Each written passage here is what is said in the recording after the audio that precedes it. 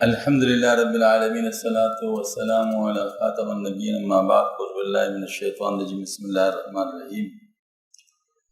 آج بدھ کا دن ہے اور بدھ کے دن ہمارے ہاں حضرت مجدد الف ثانی رحمۃ اللہ علیہ کے مکتوبات شریف کا درس ہوتا ہے۔ یہ دروس علوم و معارف کے خزانے ہیں، اللہ جل شانہ ان سے ہم سب کو مستفید ہونے کی توفیق عطا فرمائے۔ مکتوب نمبر 46، یہ مکتوب بھی سرداری اور شرافت کے پناہ والے شیخ فرید کی طرف صادر فرمایا۔ اس بیان میں حق تعالی تقدس کا وجود اور اس کی وحدت، بلکہ حضور صلی اللہ علیہ وسلم کی نبوت اور تمام احکام جو آپ صلی اللہ علیہ وسلم کی طرف سے لائے بدیع ہیں اور کسی فکر و دلیل کے محتاج نہیں، اور ان سب کے بدیع یعنی جس میں دل کی حاجت نہ ہونے کی وضاحت کے لیے بہت سارے دلائل بیان فرمائے ہیں۔ ثبتکم اللہ سبحانہ ولا جادت آبائکم الکرام علی اولہم و افضلہم اولا ولا بواقیہم ثانیا الصلاۃ والسلام۔ اللہ سبحانہ وتعالیٰ آپ کو آپ کے بزرگ آبا و اجداد کے راستے پر ثابت قدم رکھے، اول ان سب میں سے اول و افضل پر اور پھر باقی سب پر صلاۃ و سلام ہو۔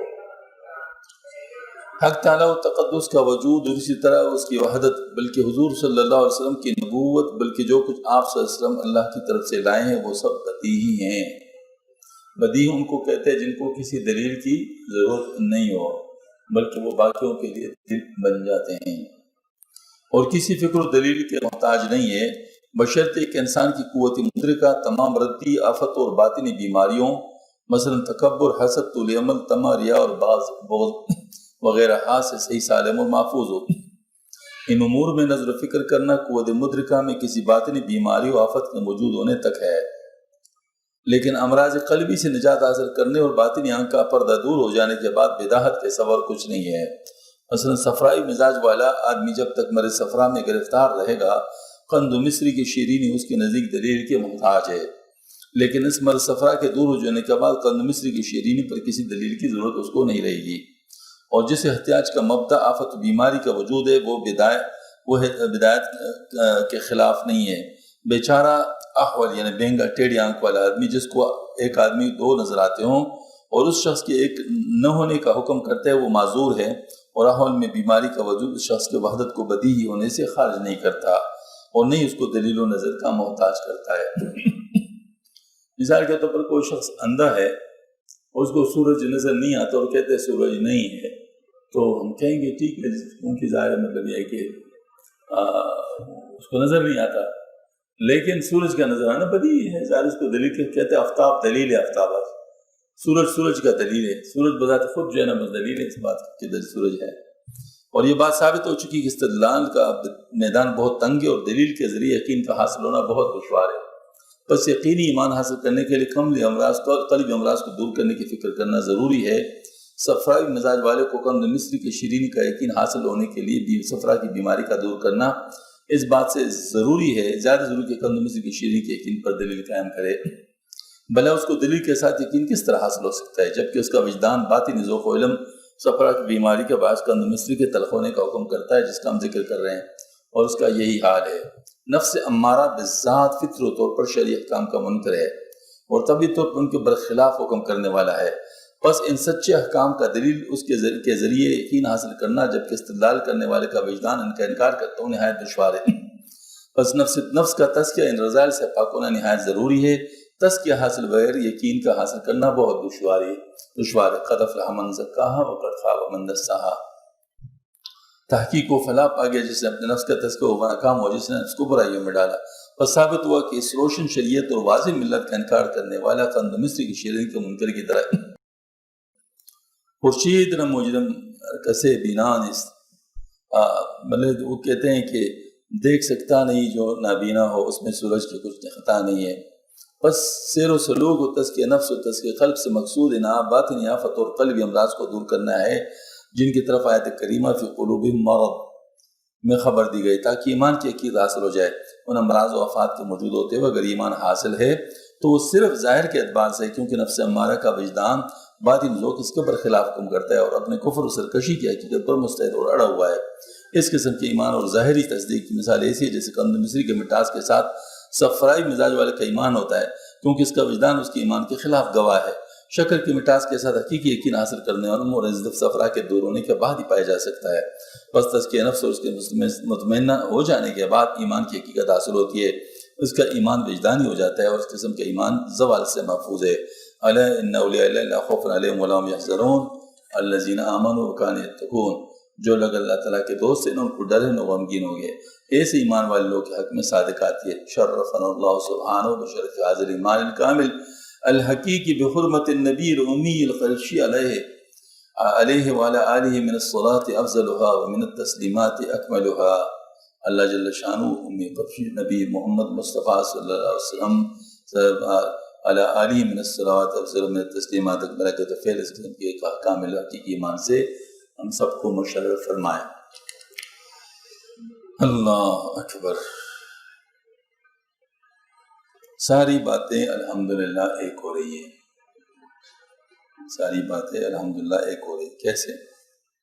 کل الحمدللہ جو بات ہوئی تھی حضرت قاسم رحمۃ اللہ علیہ کے تعلیمات میں تقریباً یہی موضوع تھا، اور اس میں بھی ایمان کے بارے میں بات ہو رہی تھی کہ حقیقی ایمان کیا ہے اور ظاہری ایمان کیا ہے۔ آج یوں کہہ سکتے ہیں کہ حضرت نے اس کی تشریح فرمائی ہے کہ حقیقی ایمان کیا ہے اور ظاہری ایمان کیا ہے۔ یہاں پر حضرت نے فرمایا ہے کہ اللہ کی طرف سے جو آپ صلی اللہ علیہ وسلم لائے ہیں ان کو آیات بینات کہتے ہیں۔ مطلب یہ ہے کہ اللہ پاک نے ان کو واضح مطلب وہ چیز عطا فرمائی۔ واضح چیز اس کو کہتے ہیں کہ اس کے لیے دلیل کی ضرورت نہیں ہو، خود بخود وہ دلیل ہو، بلکہ دوسرے دلائل کے لیے دلیل ہو۔ آج تو بدیہیات ان کو کہتے ہیں، تو جو اللہ کے صفات ہیں اور جو اللہ تعالیٰ کے احکامات ہیں اور اسلام کے جو تعلیمات ہیں وہ بدیہی ہے۔ یہ الگ بات ہے کہ ہم لوگوں کو اپنے امراض کی وجہ سے اس کے بارے میں علم نہ ہو اور ہم لوگ اس کو سمجھ نہ سکے۔ جہاں کئی مسئلہ ہوتا ہے انسان کی کسی باطنی بیماری کی وجہ سے، اس کی وجہ سے کچھ چیزوں کو کچھ سمجھا جا سکتا ہے، لیکن وہ ان چیزوں کو شک میں نہیں ڈالتا۔ جیسے قرآن پاک میں ہے الف لام میم ذالک الکتاب لا ریب فیہ، فرمایا الف لام میم کا معنی تو اللہ ہی بہتر جانتا، اللہ کا رسول جانتا ہے، لیکن فرمایا ذالک الکتاب لا ریب فیہ، یہ وہ عظیم الشان کتاب ہے جس میں کوئی شک نہیں۔ لیکن ظاہر دنیا میں بہت سارے لوگ ہیں جن کو قرآن پر شک ہے، تو اس سے کیا قرآن کا ایک آیت غلط ہو گیا؟ قرآن کی آیت تو غلط نہیں، قرآن کی آیت تو بالکل صحیح ہے، قرآن میں کوئی شک نہیں ہے۔ ہاں ان لوگوں میں شک ہو گیا جو لوگ قرآن کو نہیں مانتے، تو ان کی سمجھ میں فطور ہے، ان کے سمجھ میں فطور ہے، وہ اس لیے نہیں قرآن پاک کو سمجھ سکتے، اس لیے کہ ان کے جو باطنی امراض ہیں وہ ان کو سمجھنے نہیں دیتے۔ اللہ پاک نے قرآن پاک میں ارشاد فرمایا فی قلوب مرض فزادہم اللہ مرض، تو جن کے دل میں بیماری ہوتی ہے وہ نہیں جانتے۔ آپ صلی اللہ علیہ وسلم سے زیادہ روشن دلیل کون تھے؟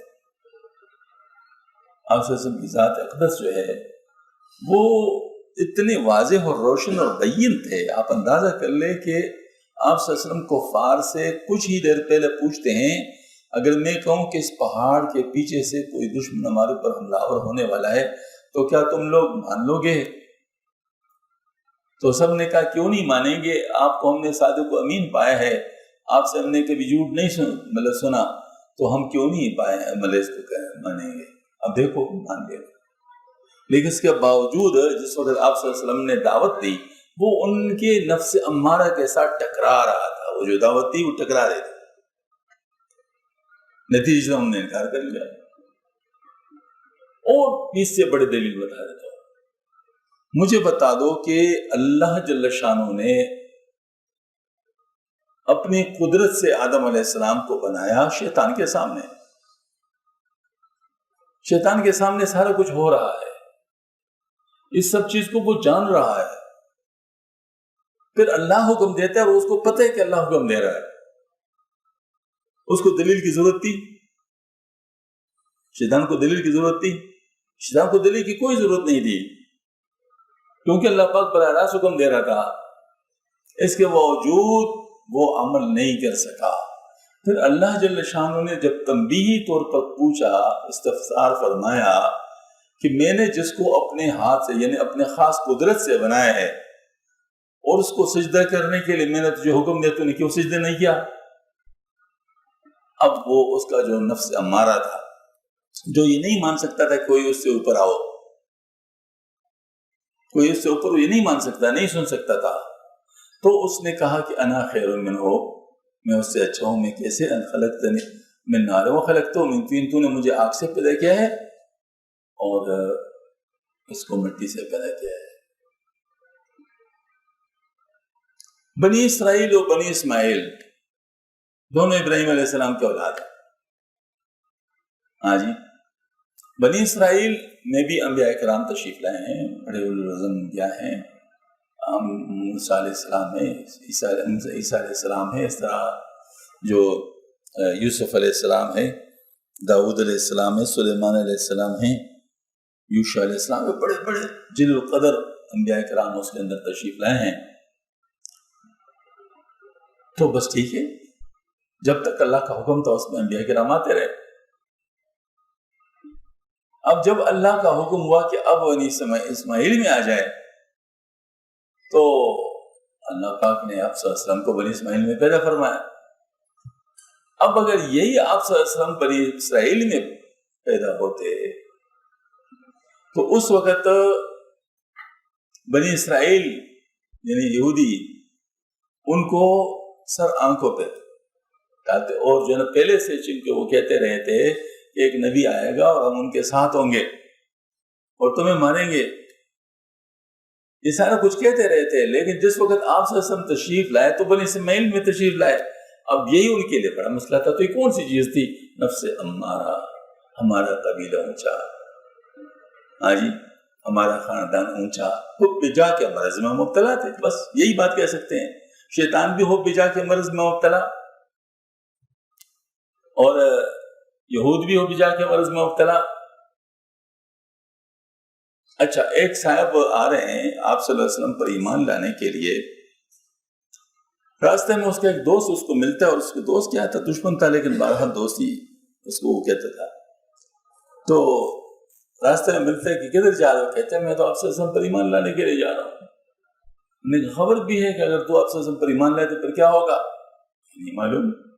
نے کہا پھر یہ کرنا پڑے گا، میں کہا کر لوں گا، یہ چیز چھوڑنی پڑے گی، اچھا چھوڑ دوں گا، یہ کرنا چھوڑنا پڑے گا، چھوڑ دوں گا، مجھے کوئی اس میں غرض نہیں۔ کہتے کہتے اس نے کہا شراب بھی چھوڑنا پڑے گا، اس کو شراب پر پابندی لگ گئی تھی، شراب بھی چھوڑنا پڑے گا۔ اس نے کہا اس کے لیے ذرا ابھی دل میں تھوڑی سی مطلب طلب باقی ہے، چلو اس دفعہ مسلمان نہیں ہوتا ہوں، اگلے سال آؤں گا مسلمان ہو جاؤں گا۔ اور اگلے سال سے پہلے مر گئے۔ کس چیز نے مارا؟ حب باہ نے مارا، حب باہ نے مارا۔ قارون بنی اسرائیل میں سے ہیں، موسیٰ علیہ السلام نے ان کو زکوٰۃ کے لیے فرمایا، اللہ کے راستے میں خرچ کرنے کے لیے فرمایا۔ اس نے کہا تو میں نے اپنے ہنر سے اپنے علم سے کمایا ہے، اس میں کیا زکوٰۃ ہے؟ اور زکوٰۃ دینے سے انکار کر دیا، نتیجتاً زمین میں دھنسا دیا گیا۔ اب بتا دیجئے کس چیز نے مارا؟ حب مال نے مارا۔ اس کا مطلب یہ تین چیزیں ایسی ہیں جو انسان کو ہدایت سے محروم کرتی ہیں۔ بالکل چیزیں واضح ہیں۔ قارون کو موسیٰ علیہ السلام کا پتہ تھا کہ موسیٰ علیہ السلام کون ہے، شیطان کو آدم علیہ السلام کا پتہ تھا، اللہ جل شانہ کا پتہ تھا، یہود کو آپ صلی اللہ علیہ وسلم کا پتہ تھا، یعرفون کما یعرفون ابناؤ، وہ اپنے بیٹوں کی طرح اس کو جانتے تھے اور مانتے تھے، سب کچھ مطلب ہوتا۔ لیکن کون سی چیز مانی تھی؟ کون سی چیز مانی تھی؟ مانی کیا؟ یہی چیز، کسی کے لیے حب جاہ مسئلہ، کسی کے لیے حب ماں مسئلہ، کسی کے لیے حب مال مسئلہ۔ تو حضرت یہی بات فرما رہے ہیں کہ بدیہیات ہیں، بدیہیات ہے، بالکل اس کے اندر کوئی مطلب وہ شک و شبہ نہیں ہوتا۔ لیکن انسان کے اندر اگر کوئی مرض راسخ ہے، اس راسخ مرض کی وجہ سے وہ اس کی جو سمجھ ہے اس کے اوپر، جس کو کہتے ہیں نا وہ پٹی مطلب آنکھوں پہ جیسے پٹی ہو اس طرح سمجھ کے اوپر جنم کیچڑ ہوتا ہے، مطلب وہ جنم نہیں سمجھ سکتا۔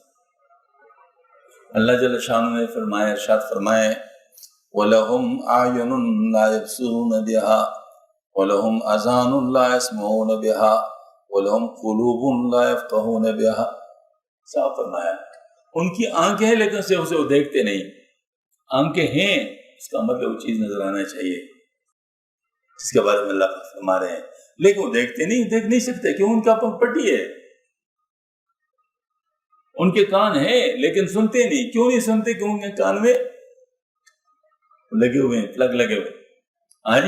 اچھا، اور ان کے دل ہے لیکن اس سے وہ سمجھتے ہیں کیونکہ وہ دل ملفوف ہے۔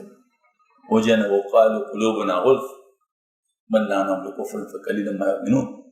مطلب یہ ہے کہ انسان جب تک نفس امارہ کے چکر میں پنسا ہوا ہے اس وقت اس کا سمجھ صحیح نہیں ہوگا، وہ صحیح چیزوں کو نہیں جان سکے گا۔ تو حضرت نے اس وجہ سے ارشاد فرمایا کہ یقینی ایمان کو حاصل کرنے کے لیے قلبی امراض اور نفسانی خواہشات کے اوپر قابو پانا ضروری ہوگا۔ جب تک انسان کے قلبی امراض دور نہیں ہوتے، نفسانی خواہشات دب نہیں جاتے، کنٹرول میں نہیں آ جاتے، اس وقت تک ان کو حق بات سمجھانا بڑا مشکل ہے۔ دور نہیں جائیں۔ ہم لوگ کیا کرتے ہیں؟ کیا یہ جو شریعت کے اندر جو چیزیں ہیں کیا ہم جانتے نہیں اور مانتے نہیں ہیں؟ جانتے بھی ہیں، مانتے بھی ہیں۔ ماننا علمی لحاظ سے ہے، عملی لحاظ سے نہیں ہے۔ علمی لحاظ سے مانتے ہیں۔ اگر کوئی ہم سے کہا جھوٹ بولنا کیسا ہے تو ہم کیا کہیں گے؟ حلال کہیں گے، حرام کہیں گے؟ حرام۔ زنا کرنا کیسا ہے؟ حرام۔ بد نظری کرنا کیسا ہے؟ حرام۔ دھوکہ دینا کیسا ہے؟ حرام۔ کسی کو تکلیف دینا کیسا ہے؟ حرام۔ سب کچھ جانتے ہیں، سب کچھ جانتے ہیں، اس میں کچھ درمیان اور مانتے بھی ہیں۔ یعنی اگر ہمیں کوئی کہے گا کہ تو مان تو کہ اس طرح چیز ہے، ہم کہیں گے جی بالکل مانتے ہیں، اس میں بھی مسئلہ کوئی نہیں۔ پھر ہم سے یہ غلطیاں کیوں ہوتی ہیں؟ پھر کیوں جھوٹ بولا جاتا ہے؟ پھر کیوں دھوکہ کیا جاتا ہے؟ کیوں زنا ہوتا ہے؟ کیوں بد نظری ہوتی ہے؟ یہ ساری باتیں کیوں ہوتی ہے؟ اس کی وجہ یہ ہے کہ ہمارے اس وقت آنکھوں پہ پٹی پڑ جاتی ہے۔ کہتے ہیں کہ ایک قاضی تھے، دو آدمیوں کا مقدمہ اس کے سامنے تھا، تو ایک آدمی نے اس کو رشوت میں پکڑی دی کہ میرے حق میں فیصلہ کر لے گا۔ دوسرے کو پتہ چل گیا کہ اس نے پگڑی دی، اس نے جا کر اس کو گائے دی۔ ہاں جی، اچھا، مقدمہ اب سنا جا رہا ہے۔ اب جس نے پگڑی دی ہے وہ اس کو یاد دلانے کے لیے کہ میرے حق میں فیصلہ کرے، انہوں نے کہا حضرت ذرا اپنی پگڑی کو تھوڑا سا دیکھ لیں۔ مطلب یہ ہے کہ بازار تو لگتا ہے جیسے پگڑی گری پڑی ہوگی آپ کو، اس طرح تو سمجھا۔ تو دوسرا آدمی بھی جانتا تھا، اس نے اس سے کہا وہ تیری پگڑی کو گائے کہا گیا ہے، چھوڑو، فکر نہ کرو۔ آجی اب آنکھوں پہ پٹی جب پڑ جائے تو پھر اس کے بعد پھر کیا ہوگا؟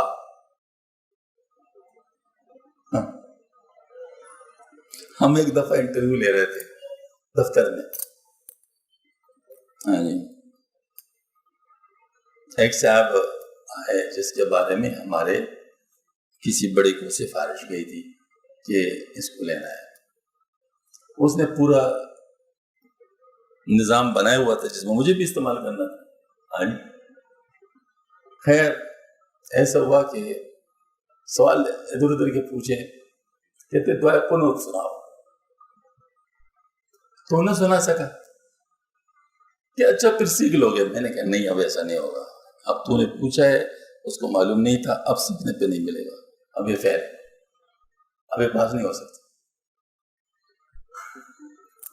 اس نے بہت، میں نے کہا نہیں اب نہیں ہو سکتا، یا پوچھتے نا، اب یہ دعائے قنوت کے تو ہی نہیں۔ اگر ایک مسلمان کو دعائے قنوت نہیں آتا تو ہم اس کو اب ظاہر پاس نہیں کر سکتے، یا پوچھتے نا، اگر پوچھا ہے تو اب یہ پاس نہیں ہو سکتا۔ اس کو ہم نے وہ نہیں ہونے دیا، ظاہر مطلب ہے کہ اس کو سلیکٹ نہیں ہونے دیا۔ اس کے بعد ایک اور لڑکا تھا، اس کے نمبر اچھے خاصے زیادہ تھے، اس نے کہا کہ یہ بھاگ جائے گا، مطلب دیکھے نا مجھے تو اتنے نمبر اس کے زیادہ ہیں تو یہ ہمارے ساتھ چل نہیں سکے گا، تو کیا کیوں لینا ہے اس کو؟ میں نے کہا ہمارا کام میرٹ پر لینا ہے، بھاگ جائے گا تو اس کے بعد جو دوسرے نمبر پر ہوگا اس کو لے لیں گے، تو سیکنڈ میں آئے گا میرٹ پر ہم اس کو لے لیں گے۔ تو سیکنڈ پہ ہم نے پہلے سے طے کر لیا کہ اگر یہ نہیں ہوگا تو پھر یہ ہوگا۔ پالیسی بن گئی، الحمدللہ کا شکر ہے۔ وہ شخص تو واقعی چلا گیا لیکن وہ دوسرا مطلب ہم نے لے لیا۔ اب اس میں بات ہے کہ میں کہتا ہوں کہ چونکہ اس نے فیصلہ کر لیا تھا تو اس کے لیے کوئی نہ کوئی رستہ بنا تھا، اگرچہ خود پنس گیا لیکن رستہ تو وہ بنا رہا تھا کہ اس کو لے لیا جائے۔ تو اسی طریقے سے جس کا مطلب کوئی مرضی ہو، نفسانی خواہش ہو یا کوئی اس قسم کی، وہ پھر یہ کہ اس کے لیے دلیل بناتا ہے، ویسے ہی چاہے وہ کتنی بودی دلیل کیوں نہ ہو لیکن وہ بناتے ہیں۔ لیکن بات یہ ہے کہ یہاں تو چیز چل جائیں گی، اللہ تعالیٰ کے ہاں تو یہ چیز نہیں چلتی نا۔ اللہ تعالیٰ کے ہاں تو ہم لوگ کچھ بھی نہیں ہے۔ شیطان بہت بیوقوف تھا، بس اللہ تعالیٰ ہی ایسے انجام سے ادارے کو بچائے کہ جو سمجھ سکا، جو یہ سوچ سکتا تھا کہ نعوذ باللہ من ذالک میں اللہ تعالیٰ کو باتوں میں وہ کر دوں، کیسے ہو سکتا ہے بھائی؟ جس کو تو خدا مان رہا ہے وہ کہ باتوں میں ہو سکتا ہے، مطلب یہ کیا بات ہے؟ لیکن بہرحال بدبختی ہوتی ہے، اس کی بدبختی آ گئی کیونکہ ذاتی غرض اس کے مقابلے میں آ گئی تھی۔ تو بہرحال یہ ہے کہ ایک تو یہ بات، تو نفس امارہ جو ہے بذات فطری طور پر شرعی احکام کا منکر ہے، وہ طبی طور پر ان کے برخلاف حکم کرنے والا ہے۔ عقلی طور پر ہم جانتے ہیں، مانتے ہیں، لیکن طبی طور پر مشکل ہوتا ہے، طبی طور پر مشکل ہوتا ہے۔ کہتے ہیں اذان جب ہوتی ہے تو جب مومنین اس کو سنتے ہیں تو دو قسم کے لوگ ہوتے ہیں، ایک ظاہر کے کانوں سے سنتے، ایک باطنی کانوں سے بھی سنتے ہیں۔ جو باطنی کانوں سے بھی سنتے ہیں ان کو توفیق ہو جاتی ہے مسجد جانے کی، جو صرف ظاہری کانوں سے سنتے ہیں ان کو توفیق نہیں ہوتی مسجد جانے کی، وہ نماز نہیں پڑھ سکتے۔ وجہ کیا ہے؟ اس کے جو نا اور ترجیحات ہوتی ہیں، مثلا اتنی ترجیح ہو کافی ہے کہ اس کے لیے اٹھنا مشکل ہوتا ہے، اس کے لیے وضو کرنا مشکل ہوتا ہے، اس کے لیے جانا مشکل۔ بہت سارے لوگوں کے عصر کی نماز صرف بوٹوں کی وجہ سے ضائع ہو جاتا ہے، کہ بازار میں کر رہے ہوتے ہیں، بوٹ پہنے ہوتے ہیں اور بوٹوں کو اتار کر وضو کرنا ان کے لیے مشکل ہوتا ہے، لہذا وہ نماز ان کی چلی گئی۔ اگر زیادہ نمازی ہو تو کئی نمازوں کو اکٹھا کر کے قضا پڑھ لے گا۔ سفر میں تو بہت سارے لوگوں کی نمازیں اس وجہ سے رہ جاتی ہیں کہ ہمت نہیں ہوتی۔ ہم جب بسوں میں جاتے تھے تو اس وقت ظاہر بسوں میں ہر قسم کے لوگ ہوتے ہیں، ڈرائیور ہر قسم کے ہوتے ہیں، تو بڑی مشکل سے بعض دفعہ بسوں کو روکتے تھے، منتیں کرتے تھے، منت سماجت اس پہ نہیں ہوتے، دھمکیوں پہ اتراتے، لڑائی پہ اتراتے، کسی نہ کسی طریقے سے اگر ہم گاڑی کو کڑا کر دیتے پھر بہت سے لوگ نماز پڑھ رہے، اور جس وقت ہم لڑ رہے ہوتے اس وقت کوئی بھی ہمارے ساتھ نہیں دیتا، اس وقت ہم اکیلے ہوتے تھے جس وقت ہم لڑ رہے ہوتے، حتیٰ کہ حج کے موقع پر ایسے ہوئے۔ آپ یقین کیجئے رائے ونڈ سے ہم آ رہے تھے ایک دفعہ بس میں، رائے ونڈ سے آ رہے ہیں، اجتماع کو اٹینڈ کر کے آ رہے ہیں، جا رہے، اور یہ لاہور کے قریب جو یتیم خانہ چوک ہے اس سے کچھ پہلے رش ہوتا ہی، رش نہ ہو اجتماع کی بات تو پھر کیا ہو، رش ہوتا ہی، گاڑی رینگ رینگ کے جا رہی تھی۔ ہم نے کہا کہ بھئی نماز کا وقت جا رہا ہے، عصر کا وقت تقریباً ختم ہوا چاہتا تھا، کچھ بمشکل 25 منٹ شاید رہتے ہوں گے، تو ہم نے گاڑی والوں کو کہا جو سارے تبلیغ اجتماع سے آ رہے تھے، بھئی گاڑی کر دو نماز پڑھنے، کہتے جی پھر نہیں جا سکیں، پھر پھنس جائیں گے، گاڑی نہیں کر سکتے۔ جب بہت تنگ ہو گیا اور کسی نے بھی بات نہیں مانی، میں نے کہا مجھے اتار دو، کہتے کیسے جاؤ؟ میں نے کہا بس مجھے چھوڑ دو، میں جاؤں بس چھوڑ دو، اتار دو۔ اچھا میں اتر گیا، ایسی جگہ پہ اتر گیا جہاں مسجد نظر کم از کم نہیں آ رہی تھی، مسجد نہیں تھی، ٹائم اتنا تھا نہیں کہ میں مسجد کو تلاش کرتا اور میں جاتا، نماز جلدی پڑھنی تھی. ایک دکاندار سے 2 گلاس پانی مانگ کر لیے جس سے وضو کر لیا. ہاں جی. اور پھر انہی سے کپڑا لے کے وہیں پر 2 رکعت نماز پڑھ لے. الحمدللہ نماز تو پڑھ لی. اب اس کے بعد حیران پریشان لک تک کیا مطلب کیا جہاں جانا تھا وہ تو مجھے معلوم تھا لیکن رش کا تو اندازہ مجھے ہو چکا تھا. تو پیدل چلتے چلتے میں یتیمخانہ چوک تک پہنچ گیا. تھوڑا سا فاصلہ تھا میں پہنچ گیا. پیدل چلنا تو آسان تھا. ہاں جی. پیدل چلتے چلتے میں پہنچ گیا. جب پہنچ گیا وہاں مجھے ویگن مل گئی. ویگن مل کے سیدھے جامعہ اشرفیہ جاؤں وہی ادھر اس بس نے بھی جانا تھا. جامعہ اشرف پہ پہنچ گئی. تھوڑی دیر میں پہنچ. مغرب کی نماز میں نے جماعت کے ساتھ جامعہ اشرف میں پڑھی.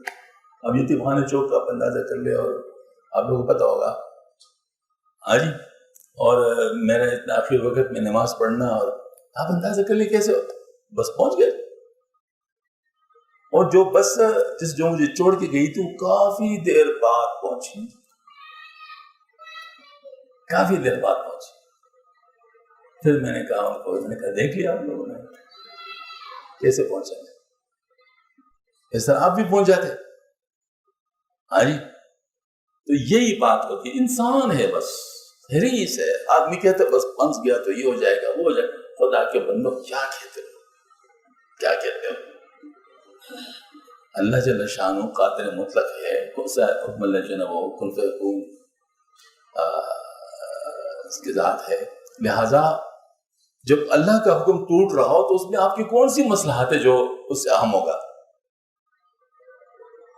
تو یہ بات ہے کہ مطلب یہ ہے کہ ظاہری ایمان اور حقیقی ایمان اس میں فرق ہوتا ہے. کل بھی اس پر بڑی تفصیلی بات ہوئی تھی.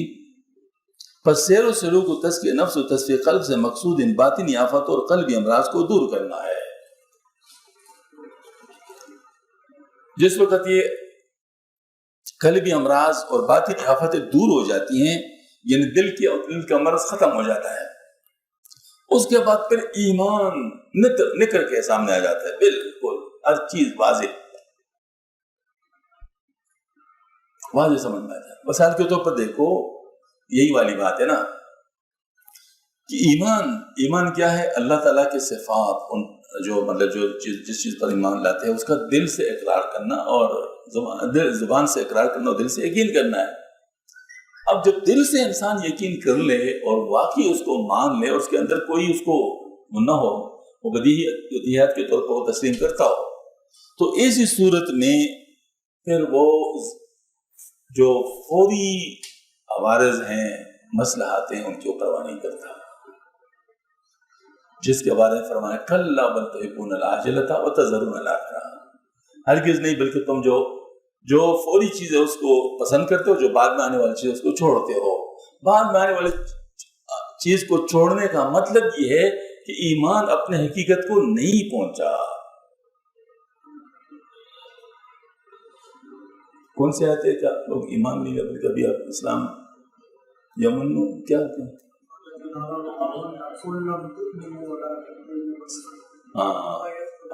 بالکل صحیح.